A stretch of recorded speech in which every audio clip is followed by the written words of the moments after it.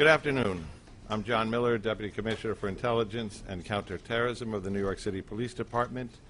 With me, Police Commissioner Keyshawn Sewell, Chief of Detectives James Essig, Breon Peace, the United States Attorney for the Eastern District of New York, Mike Driscoll, the Assistant Director in charge of the FBI's New York office, John DeVito, Special Agent in charge, ATF. These are the partners who have been working with us from the first moment of this incident, and we have important information to transmit today. First, we'd like to go to the Mayor, live from Gracie Mansion.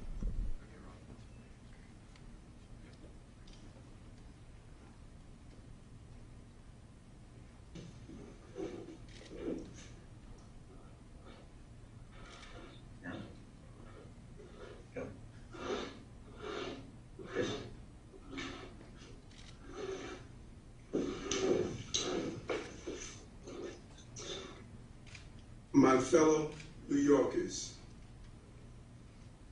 we got it. We got it. I cannot thank the men and women of the New York City Police Department enough, as well as our federal agents, our state police, our first responders, from the 9/11 operators to the various men and women from our medical professions. We got him. It said to New Yorkers, we're going to protect the people of this city and apprehend those who believe they can bring terror to everyday New Yorkers. And I want to thank everyday New Yorkers who called in tips, who responded, who helped those passengers who were injured. 33 shots, but less than 30 hours later, we're able to say, we got him. Thank you, Commissioner, for your leadership and job well done. And now, Police Commissioner of the City of New York, Keyshawn Sewell. Good afternoon, everyone, and thank you for being here. I am truly fortunate to stand here among these extraordinary investigators and federal partners to make this announcement. Moments ago, Frank Robert James was stopped on the street and arrested by members of the New York City Police Department. Officers, in response to a Crime Stoppers tip, stopped Mr. James at 1:42 p.m. at the corner of St. Mark's Place and First Avenue in Manhattan. He was taken into custody without incident and has been transported to an NYPD facility. He will be charged with committing yesterday's appalling crime in Brooklyn. I want to commend all of the investigators and analysts who took part in this all-hands-on-deck investigation. Literally, hundreds of NYPD detectives worked doggedly during the last 30 hours to bring this together. They did so in tandem with a vast number of our law enforcement partners, including those from the FBI NYPD Joint Terrorism Task Force, the ATF NYPD Crime Gun Intelligence Center, and the Regional Task Force led by the United States Marshal Service. We hope this arrest brings some solace to the victims and the people of the City of New York. We used every resource at our disposal to gather and process significant evidence that directly links Mr. James to the shooting. We were able to shrink his world quickly. There was nowhere left for him to run. I'd like to turn it over to Chief James Essig for details of the investigation.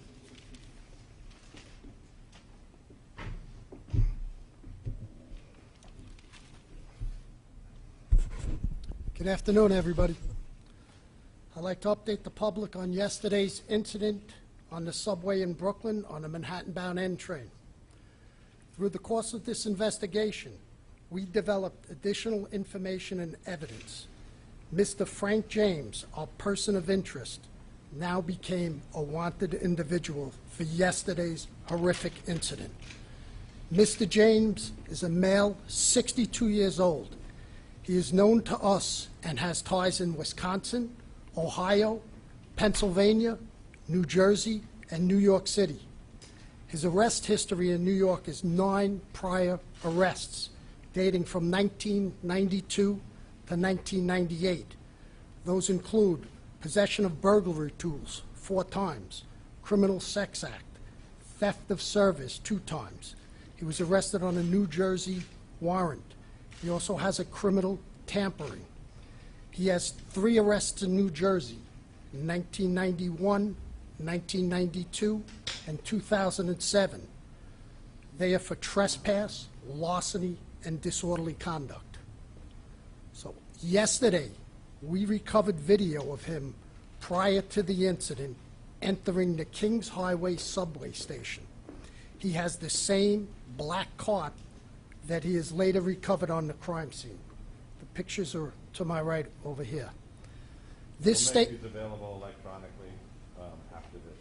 This station is 3 blocks from where we recovered the U-Haul truck that he rented in Philadelphia. The key to that truck was recovered at the crime scene. This jacket, the distinctive orange jacket, was also recovered, as well as his construction helmet he was wearing, and we recovered that in a garbage bin in transit. We believe, but this is still early in the investigation, that after firing his weapon 33 times at innocent New York City subway riders, Mr. James boarded an R train that had pulled into the station, went 1 stop up, and exited at 25th Street Station. We also have a picture of that. The gun used in this, a 9mm Glock, which was recovered at this crime scene, was purchased by Mr. James in 2011 in Ohio. We tracked Mr. James, and his last known whereabouts was 7th Avenue and 9th Street in Park Slope, entering the subway. Minutes ago, thankfully, NYPD patrol officers from the 9th Precinct responded to St. Mark's and 1st Avenue, where they apprehended him without incident.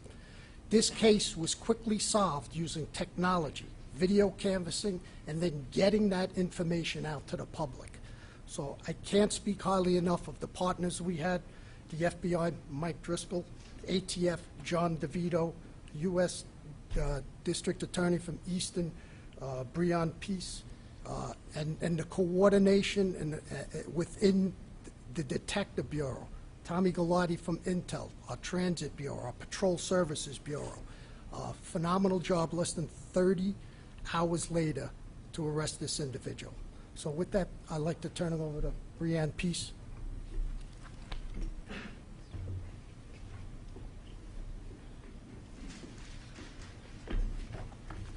Good afternoon.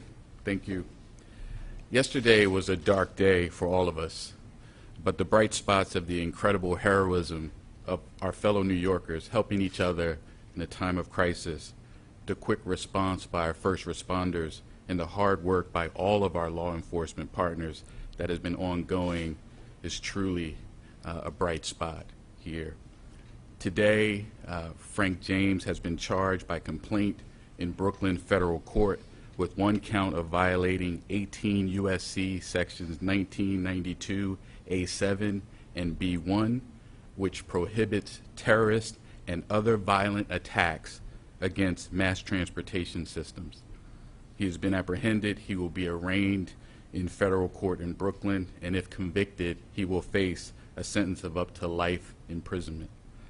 My office is prepared to prove beyond a reasonable doubt that on April 12th, 2022, in Sunset Park, Brooklyn, in the Eastern District of New York, Frank James did knowingly and without lawful authority and permission commit an act, including the use of a dangerous weapon, with the intent to cause death and serious bodily injury to passengers and MTA employees on the New York City subway system. The government will prove, among other things, that James traveled across state lines in order to commit the offense and transported materials across a state line in aid of the commission of the offense. We, in the Eastern District of New York U.S. Attorney's Office, are working closely with all of our law enforcement partners, the FBI, NYPD, ATF, U.S. Marshal Service, and others, including the Kings County District Attorney's Office. And my office and our law enforcement partners will use every tool at our disposal to bring this individual justice and bring justice to New Yorkers and restore safety and peace of mind to all. and will continue to do so as this case proceeds. Thank you. Mike? Good afternoon, and thank you all for being here today. As Mr. Peace just discussed, Mr. James is now facing a federal charge for his actions, a terrorist attack on mass transit. We have two ways that you can get in contact with us, because I want to be very clear that this is still an ongoing investigation. If you have additional information regarding Mr. James's activity, or if you have digital information, please reach out to us. Contact the FBI, 1-800-CALL-FBI, or you can provide digital media through fbi.gov/Brooklyn shooting. We need to hear from you so we can fully understand all the events that have occurred over the last 30 hours. It's crucial that we receive the assistance of the public as we piece this case together. There has been some reports that FBI holdings to date had a tie to Mr. James. I want to be very clear that to date we have found no record of an investigation of Frank R. James by an FBI office before the shooting yesterday. Reports that FBI's New Mexico field office previously investigated him are inaccurate. I want to thank our partners in this case, the NYPD, the ATF, the U.S. Marshals, and the U.S. Attorney's Office, and all the members of the FBI NYPD Joint Terrorism Task Force. We've had such a tremendous response from all of our partners in this case that have led us to this moment now. I also want to take a quick moment to highlight the work of the JTTF. I'm fortunate I get to work with them every day. It's truly an outstanding group of people, led by SAC Kerry Farley, who spearheaded this investigation. They've done an outstanding job on this, as they have every time New York has faced a threat of this nature. So thank you, and I'd like to turn it over to John DeVito from the ATF.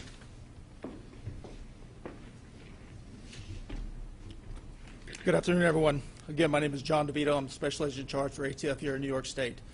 One of the key points that A. Dick Driscoll pointed out was that we could not have done this without the public's help. First, let me say our thoughts and prayers and actions for the past 2 days have been with the victims as well as all New Yorkers. The men and women of ATF have been working side by side with NYPD, FDNY, the Marshals, FBI to solve this heinous crime, which we have. Immediately after the attack, New York City Crime Gun Intelligence Center, or CGIC, which is a unit comprised of highly skilled analysts, investigators from ATF, NYPD, as well as a myriad of other vital partners, whose sole purpose is to collect, analyze, and disseminate actionable intelligence regarding gun violence. Just imagine a team of dedicated professionals exploiting every nugget of intel from gun violence, the firearms, and then weaponizing that information to use it against the people that are terrorizing our communities. That's your CGIC. The timeline on this gun's life spans 16 years in 5 states. And I'm very proud to say that late yesterday evening, about 12 hours after this attack, ATF agents were able to close the loop on that extensive time span and determine that Frank James purchased said firearm from a federal firearms licensee in Ohio in 2011. So essentially, we tied that gun, utilized in the shooting, to our target, and now we have our target in custody. Thank you. Okay, we're going to be in that we've told you almost everything we have to say, able to answer some very limited questions. Tina. Can you tell us a little bit about the Crime Stoppers? There's some reports he called himself in. Is that true? There was a person who called Crime Stoppers. We're reviewing who exactly made that call. Rocco? Commissioner, we'll proceed that to number one. He alludes in one of his videos to yesterday's date. Does that date have any significance? And is it clear yet what the motivation was for the shooting? I think first and foremost, we were looking to get this guy off the street before he did any more carnage, brought any more carnage to the city. As to the investigation into the motive, and to look and scour his social media, that's still part of the ongoing investigation. But again, first and foremost, we wanted to take him off the street. The investigation is continuing into the motive, into his social media postings. Bloomberg. You said Mr. James walked into a Park Slope subway station. What time was that, and what was he doing in between then and when you guys called him? That was 9:15 yesterday. So the incident occurs at 8:24. So he leaves, he exited the 25th Street Station House shortly after 8:24. The R train pulls in. We catch him next going into a Park Slope on 7th Avenue and 9th Street at 9:15. And then we grab him today. But we had literally hundreds of detectives out scouring video throughout the crime scene and beyond.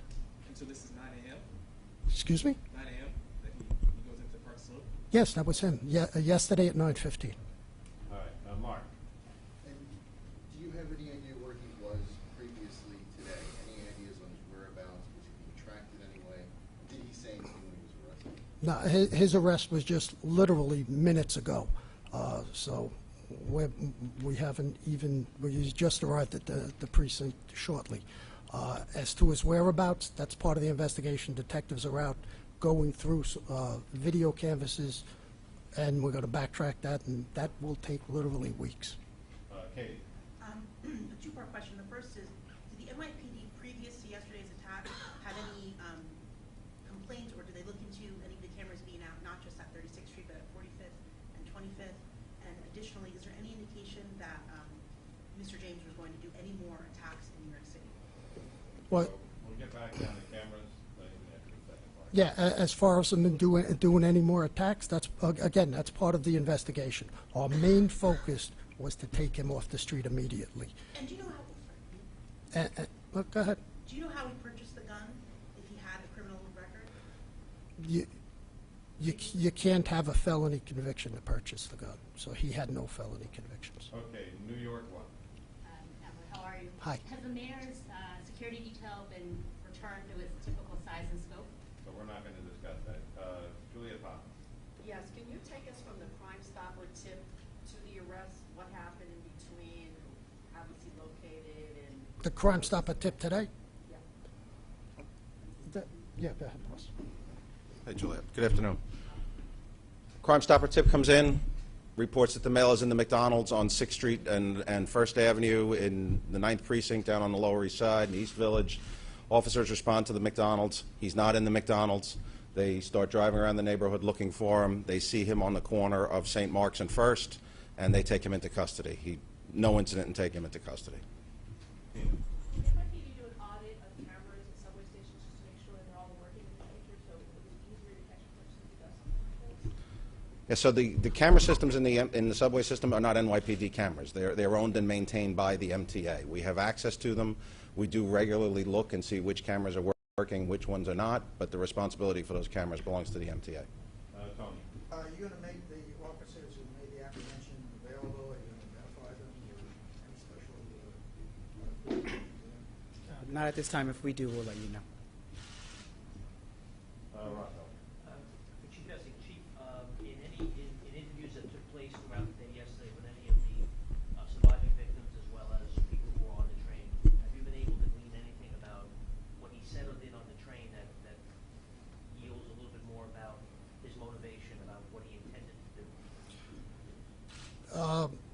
We have witnesses on the train who said he was sitting in the back corner of the second car, and he popped the smoke grenade.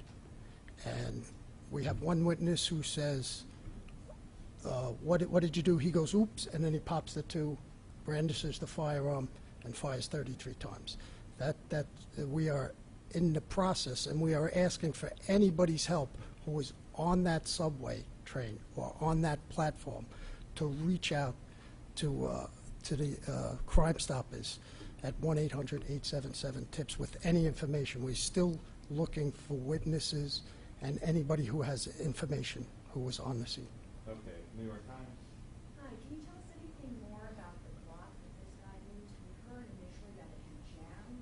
I know from what experts say that clocks aren't supposed to do that. It's kind of one of the selling points of clocks. Can you tell us a little bit more about if that's the case or? Well, Our crime scene is still processing that scene. It goes to the lab, and they'll give us a report. It's still very early in the investigation for that. All right, Tony? One for All right. Mr. Okay, go ahead. U.S. Attorney. The statute that is being held under, that requires no nexus to any foreign terrorism. This is, in its own, it's a discrete terrorism charge. That's correct. The statute is titled Terrorism and Other Violent Attacks and Mass Transportation. So if there's a federal interest, of course, in protecting mass transportation hubs and infrastructure, and so that's the jurisdiction. But we're not going to comment further, or we're still investigating the motive and things like that, so can't comment further. All right, last question to Juliet. Yes, who can talk about his contact with social services, or if he had any here in New York? That's going to be part of the investigation as well, so we were not able to speak to that at this moment. So after he got arrested in the 90s, and then did he like disappear? Was he not in New York City anymore? That's part of our investigation as well, Julie. Thank you. One more question, we use 12? You're the last question. Thank you. I'm wondering if there's, do we have any motive in terms of Sunset Park? Why Sunset Park, or was it random? No idea. So, just to close, we also want to acknowledge our partners, sometimes jousting partners in the media, for putting all these pictures out, for spreading this story from the time we did the press conference yesterday. That was a critical effect on raising the kind of public awareness that, as the Commissioner said, was able to give him very few choices in terms of where to go. So we appreciate your efforts as well. Thank you very much.